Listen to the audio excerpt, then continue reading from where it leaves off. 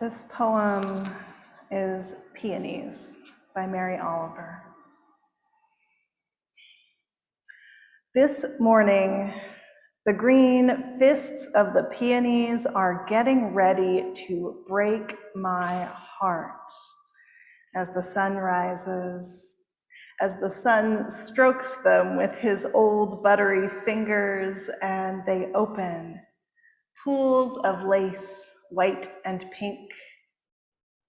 And all day the black ants climb over them, boring their deep and mysterious holes into the curls, craving the sweet sap, taking it away to their dark underground cities, and all day under the shifty wind, as in a dance, to the great wedding. The flowers bend their bright bodies and tip their fragrance to the air and rise, their red stems holding all that dampness and recklessness gladly and lightly. And there it is again. Beauty the brave, the exemplary, blazing open. Do you love this world? Do you cherish your humble and silky life? Do you adore the green grass with its terror beneath?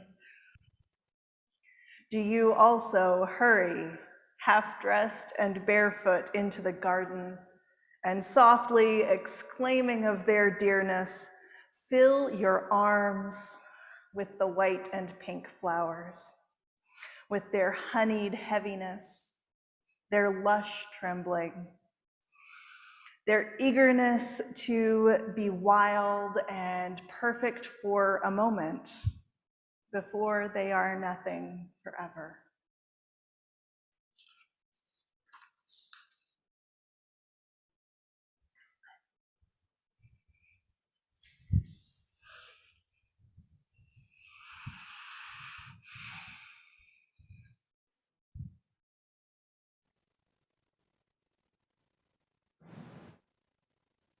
Eaton succumbed to declining health and dementia last January. Unable to honor her then, it is fitting to celebrate her life today as the May 26th anniversary of her birth in 1927 approaches. She would have turned 95 next Thursday. Willie, as she insisted upon being called, was born in Boston to a family with a long tradition of recycling family first and surnames. Much of her youth was spent in Wellesley, Massachusetts, where she was a member of its high school's class of 1945. Her family attended St. Andrew's Episcopal Church, which altogether coincidentally was at the top of a street on which I lived for nearly 20 years. Her quick wit and intelligent mind, coupled with an indomitable spirit and flashes of feistiness, was nurtured at Bennington College, from which she graduated in December 1949. As a member of its class of 1950, she earned a Bachelor of Arts degree majoring in art, and more specifically, sculpture. Soon after graduation, she and a friend embarked, quite literally because they were aboard an ocean liner, on a tour of Europe. When the friend abandoned her mid-trip to go off with the young man, she completed the itinerary on her own. While she never felt suited to employing her degree to follow the paths of artist or art teacher, she was a pragmatic young woman and understood the importance of workplace skills. These were vital to her ability to achieve independence and make her own way in the world. To that end, Willie attended Boston's Hickox Secretarial School, thus embarking on a secretarial career path. A few years of clerical experience and a stint as a ballroom dancing instructor prefaced her move to New York City, where she worked as a secretary at several banks and financial institutions on the street. Her familiarity with this milieu is attributable to her father, Charles F. Eaton Jr., who founded the Boston finance firm Eaton and Howard, today known as Eaton Vance.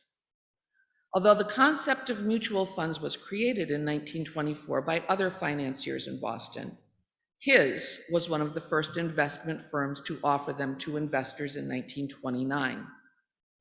It wasn't, however, until she worked in the securities departments of several New York City investment banks that her interest in securities blossomed. That experience prompted her to take courses at the New York Institute of Finance, which prepared her to work as an investment advisor. Further self-directed studies enabled her to pass the exams required to become a registered representative and allowing her to buy and sell securities on behalf of her clients. Willie worked as an investment counselor at several New York firms until she established her own in 1970. It will come as no surprise that the focus of her work was to help other women understand this still male-dominated world and achieve financial security for themselves. Family ties brought Willie to Belchertown when she first retired, followed by a move to Maine. The appeal of that state came from her father's family, which had owned a lumber operation in the Calais area, and where her uncle built a family camp on Medibemps Lake near the Canadian border. One thing she recounted to me with a little bit of embarrassment, which is not like her, was the time that she went swimming nude by moonlight and a loon joined her on the lake. She lived at Piper Shores in Scarborough before moving into the home she built in Camden, Maine. Once in Maine, her artistic inclinations were rekindled and she began painting with watercolors while she worked to improve her golf game. Several of her paintings from this period are displayed in the social hall. A decade or so later, she returned to the Valley and bought a home in Amherst, marking the beginning of her beloved relationship with the UUSA. Always generous with her time and resources, Willie played a significant role in making the UUSA's renovation possible. Its social hall is named in her honor and in recognition of her contributions to the construction project and the rooftop solar array. Acutely aware of the effects of aging and the challenge of living independently, the arrival of a postcard advertising the Kimball Farms retirement community in Lenox prompted her move to the Berkshires. There she was able to live with her furry feline companion, Emma, stock her pantry cabinet with excessive quantities of cat food and rolls of toilet paper, and play bridge. Although maintaining her UUSA connections was more challenging, many of the ties forged with members of the congregation continued. In 2015, she returned to Amherst, moving into Applewood to be near friends, church, and family, and where her 90th birthday party was hosted by family in 2017. In September 2021, Willie was moved to the Arbors, which could provide the additional support services she needed. She died there on January 15th. Willie was predeceased by her siblings, Joseph Emerson Eaton, Sarah Webb Eaton, and Charles Freedom Eaton III. She is survived by the children of her dear cousin Muriel Eaton Whitlock, Stephen, Susan, Brenda, Henry, and Gail. I first encountered Willie at a UUSA Goods and Services auction planning meeting. When I volunteered to prepare the list and description of auction items, Willie piped up, offering to help. My memory of that time doesn't include a whole lot of help on her part, but it marked the beginning of a dear and important friendship. During the time we had, there were many shared meals at her Gray Street home, at Kimball Farms in Applewood, and the holiday and no special occasion meals she ate at my house and with my family. At one point, being only a month younger than my mother, she designated herself as my third mother and anointed Betsy Johnson as the fourth, the second having been a former neighbor. Clearly, she perceived in me tendencies that required supervision and the benefit of wisdom well into middle age and beyond. I suspect I still have some growing up to do, but I gladly acknowledge whatever shortcomings in exchange for her ministrations and love. I didn't discover Willie's passion for ice cream until dining with her in Lenox, where nearly every lunch and dinner was finished off with a small bowl of the frozen confection. Her absolute favorite was peppermint, and she requested it whenever it was available. It is important to note that mint chocolate chip was a poor, but occasionally necessary, substitute. Peppermint stick ice cream isn't always readily available, but I quickly learned that one was more likely to find it in December, One year, her Christmas present consisted of 3 or 4 different brands so she could conduct her own taste test. Having determined that she liked Friendly's version, first or second best, I don't remember, the next year, I gave her 2 half-gallons before Christmas. And then when Big Y put it on sale the day after Christmas, I bought 6 more. That year's supply lasted almost until her birthday. I share this anecdote so you might smile when you are served a scoop of Cook's Farm peppermint ice cream following the service.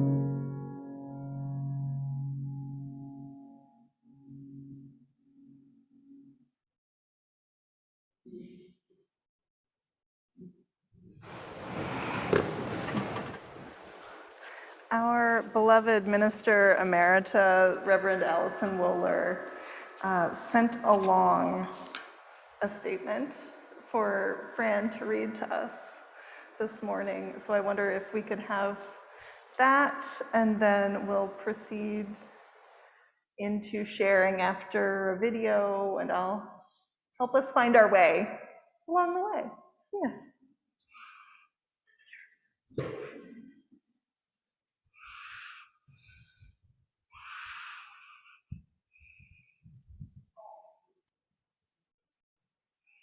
These are words about reading from as you know, she's way out there in Columbus. So, first of all, hello to those of you I knew when I was your minister, but also hello to those of you who are new. I miss you and this place and would have been back to say hello, except for the pandemic. Boo hiss. In case any of you are wondering, I and my family are well. Oh, thank you. Oh, okay. I'm sorry. Okay. Do I need to start over again? Yeah, we want to hear it. Okay. Yeah, thank you. Thank you. Talk to the back wall. Okay, I will. Yeah. These are words from Allison Waller, our previous minister. And she sent these to me to read to you. First of all, hello to those of you I knew when I was your minister, but also hello to those of you who are new. I miss you and this place and would have been back to say hello, except for the pandemic. Boo, hiss. She wrote that. In case any of you are wondering, I and my family are well. I feel so fortunate to have been the minister at UUSA during the years when Willie Eaton was living in Amherst. She had been a UU before, an active one, and brought her enthusiasm for Unitarian Universalism with her. As she got involved here, that enthusiasm continued, maybe even grew. Soon thereafter, we, the congregation, started talking about revisiting a topic that had come up before, adding on or renovating. We definitely knew that the meeting house was not completely meeting the needs of the congregation, not to mention its dreams. Everyone knew what the project might be and how much it might cost, and we also each knew what we would be able to contribute in the many forms that contributions take. Willie knew that she had the means to make a financial contribution that would make all the difference to our project. From the start, she let me know that she was going to make sure our meeting house dreams came true. I was privileged to have been able to walk with her and all of you through the process of making sure we all felt invested and vested in this wonderful, finished, expanded, and improved meeting house. That was Willie's wish. She did not want it to be all about her. She felt very strongly that everyone should contribute in some way if they were at all able. But she did kindly let us name the social hall in her honor. Willie was a generous person. I found that I had to be careful when I admired what I admired when I visited her home, as I would inevitably be offered that item on my way out the door. I loved and admired Willie. She also loved and admired me, which made for a mutually supportive relationship. She believed in family, and for a number of years, in Amherst, this society was her family. When we see the sign across the doorway to the Willie Eaton Social Hall, try to remember that it was not just the meeting house she wanted to see become a better place, but she also wanted to see this congregation, these people, and Unitarian Universalism succeed well into the future. I am reminded when I think of Willie Eaton that the liberal voices of Unitarian Universalism have an important contribution to make both in our personal lives and in the larger community. Even as a retired minister, I still believe, like Willie, in what we do here. I have a small watercolor of my Shutesbury home that Willie gifted me and knelt with. It hangs in my kitchen in Columbus, in a collection of photos and paintings that remind me of my years in Massachusetts. Willie is one of the many treasured memories I have of that time. I wish you all, and Rachel, well. I will always hope for the best of this society. Thank you for the opportunity to remember a dear member of the congregation during my years, Willie Eaton. Lovingly, your Minister Emerita, the Reverend Allison Waller, or just plain Allison. Thank you, Fran.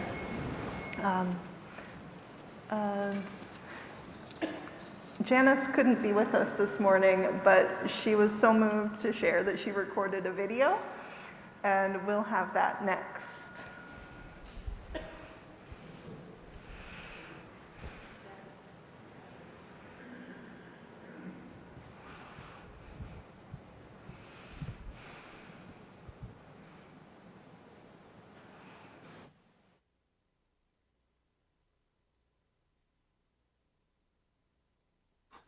Good morning. I'm Janice Gray, a member of this congregation. I got to know Willie through our deep conversations in one of our UU Society's covenant groups. But my most lasting memories of her are of Willie at a microphone in our sanctuary.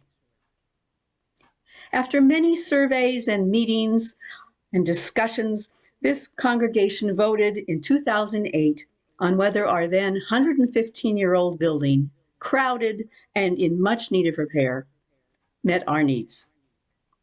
The answer was a unanimous no. Early in 2009, we geared up for 3 more congregational conversations on the next question. Now what? The Long Range Planning Committee asked me to bring my laptop to the balcony, where the Zoom Tech guys are right now. I was to serve as the scribe to our conversations. This week, I found the flash drive I'd used then. Here are those transcriptions. Here is Willie at every single meeting. And though she be but little, she is fierce. Our options, if we could somehow afford one, were to rent a larger building, buy a larger building, purchase a lot somewhere and build from scratch, or add on to what we had.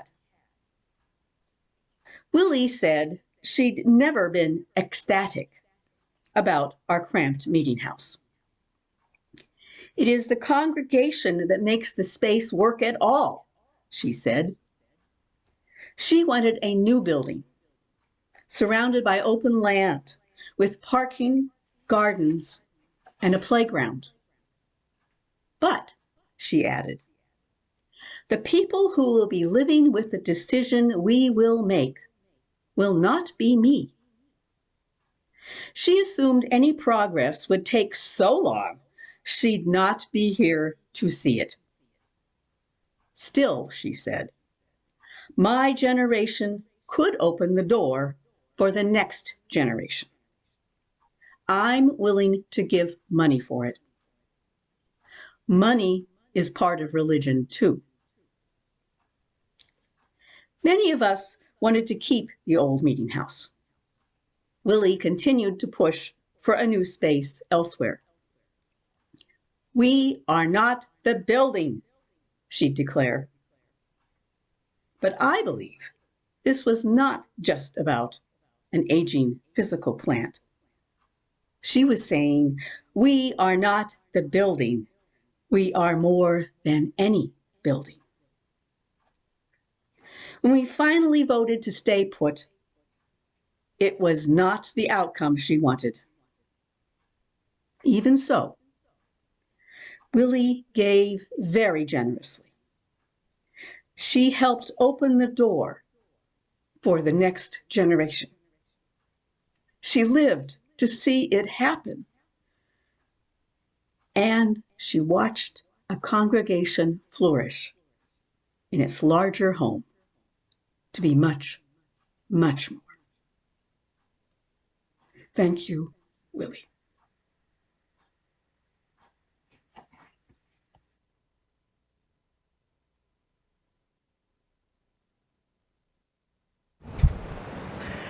At this time, I'd like to invite the people who are joining us from Zoom, if they'd like to share, and then we'll have sharing from the sanctuary until everyone's been heard.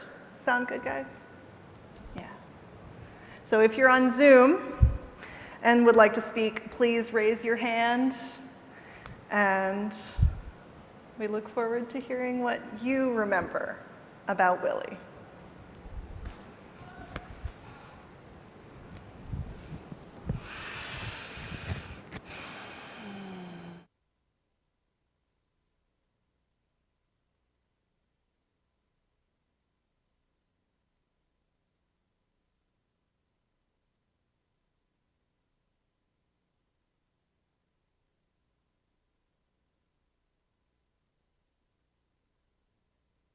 If you are moved to speak as we go along, let us know.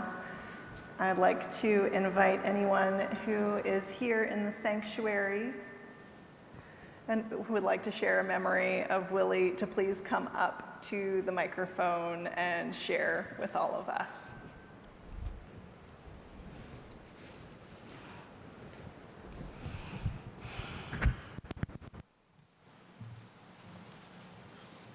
Hi, I'm Gordon Wise.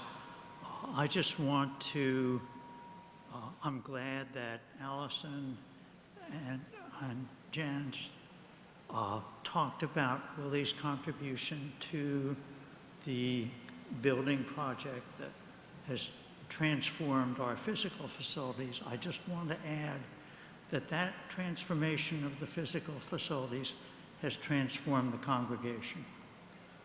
That when Mary and I first joined UUSA, it was a fine group of people, but it was a pessimistic group of people. This was not a can-do congregation, it was a can't-do congregation. You say, people can't come to the service because they can't get down the stairs to get to the bathrooms in the basement that are themselves inadequate. And everybody said, alas, there's nothing we can do. We do not have the resources to fix what this building needed. Willie's financial contribution and her spiritual contribution allowed us to transform the building. The transformation of the building, as I said several times to Willie, transformed the congregation from being a cannot do congregation to a can do congregation. The spirit here is stronger and more optimistic and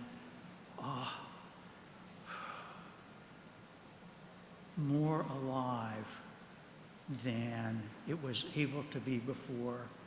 And certainly others played a role in that. I don't want to suggest it was all Willie, but boy, a lot of it was Willie, and I thank Willie for her contribution to the society and through it to all of us. Thank you.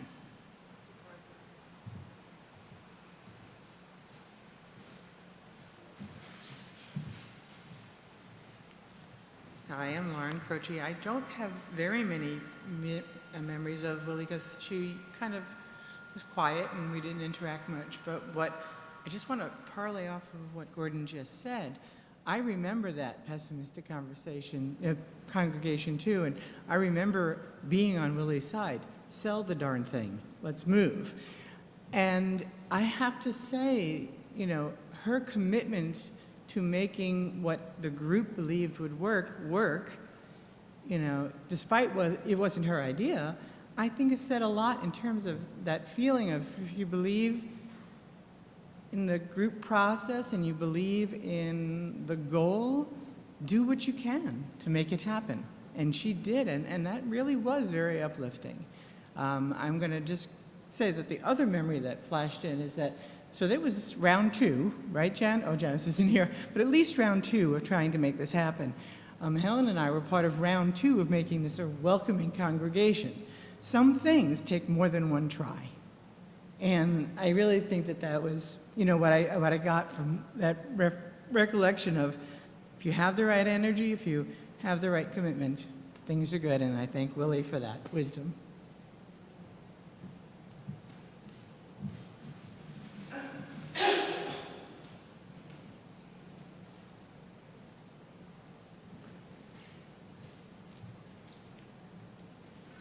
Hi, I'm Kevin Noonan.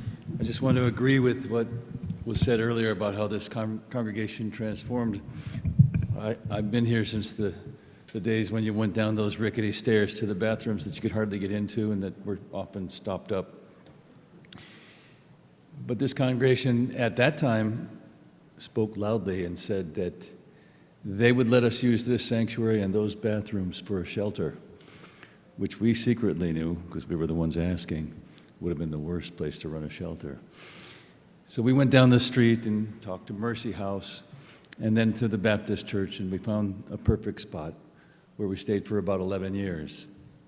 But when the pandemic started, or even before the pandemic started, as soon as the renovations were done that Willie was so instrumental in making possible, I came again to this congregation, and they were welcoming us with open arms to start the community breakfast. And thank you, Sophie, and Charlie and Fran for being there every Wednesday. Helen as well, cooking eggs, serving potatoes. It's just heartwarming. And just prior to the pandemic, there were about 112, 115 people in the sanctuary, in the Willie Eaton Social Hall, excuse me. And it was really sad when we had to contract it to just to-go meals at the door. But then also, because the congregation building was closed, we were able to come back here, and the Willie Eaton Social Hall became a shelter for 14 people. And we kept it open through from November 1st of 2020 till July. And then this year, we returned because we had more women than we previously had.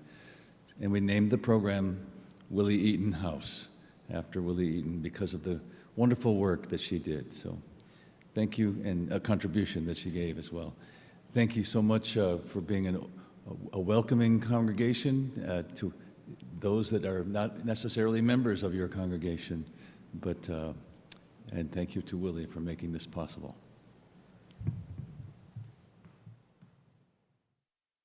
To and work and greet our community. But I also appreciate that spirit of possibility that Willie shared with us. And I cherish my conversations with her at the end of her life. Because it was toward the end of her life, every conversation from Willie's perspective, we were meeting for the first time. But she was still wonderful and charming and so excited to share.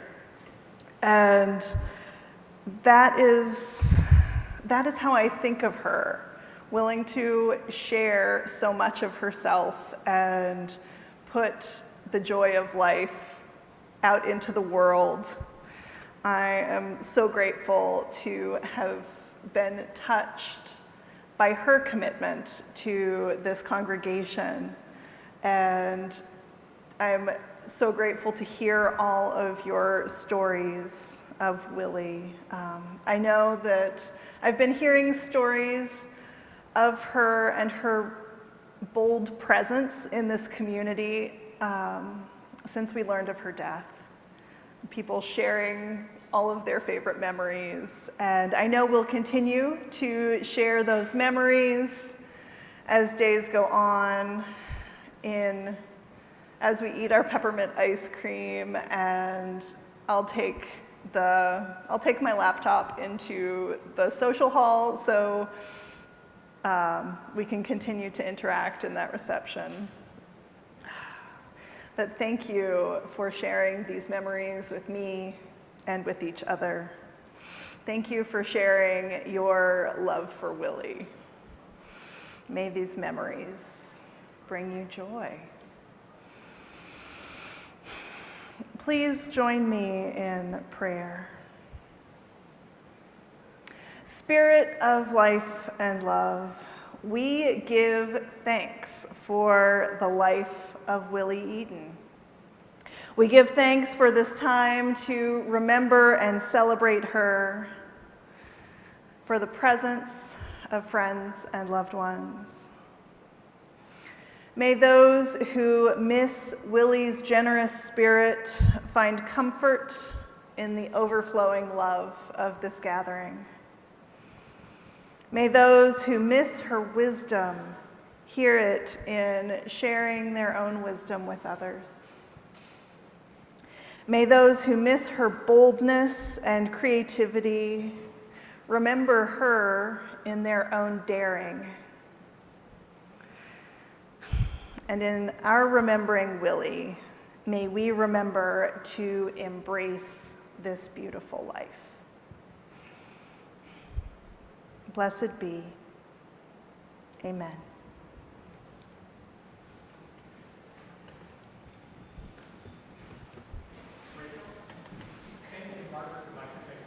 Oh, yes, please. Let's hear from Sandy and Margaret. Switch.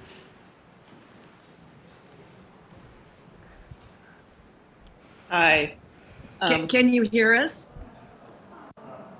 I'm sorry. It took us a little while to get our act together here. I just wanted to say that I first met Willie probably around the time that I was asked to be president of the board back in 2008 or 09, something like that.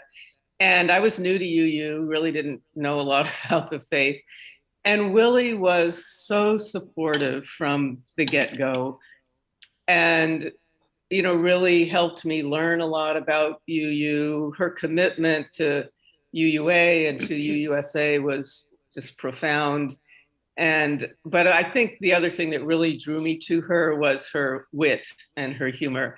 She had a great smile and that twinkle in her eye that was just so engaging. So that when a few years later, Margaret and I began a group that we called the Wise Women, Willie was somebody that we really wanted to get to know more on a personal level. And our friendship just went from there. And it was so joyful, but also real. So I don't know if Margaret wanted to say anything. I just wanted to say a couple of things. First of all, I apologize for being a little bit out of order with your service. As Sandy said, we were trying to get our act together here in Palm Springs. Thank you all for recognizing and honoring Willie. She was such an important part of this congregation and such a force of nature. I mean, Willie was extraordinary in so many ways. Sandy alluded to the Wise Women group that we founded, but it took on a life of its own and it carried its own energy forward. We had women from representing every decade of life, and Willie was our person in the 80s. We looked to Willie for wisdom and for experience, and she brought all of that and so much more to our gatherings. So I consider my time with Willie to be a gift in my life. And I know what I'm hearing from everyone here today is her gifts are boundless. So thank you all for letting us share just a couple of minutes of our time and your time to remember Willie. And thank you for doing this for Willie. So deserved.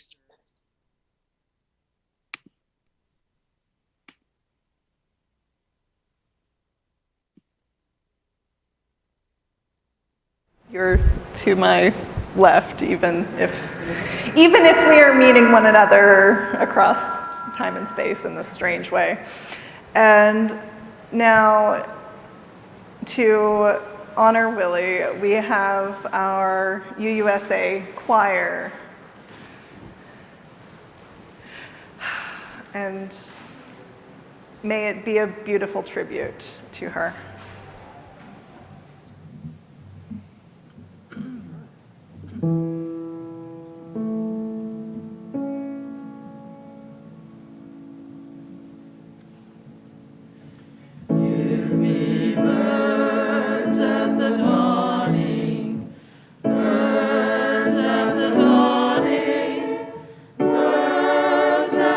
To sing my soul.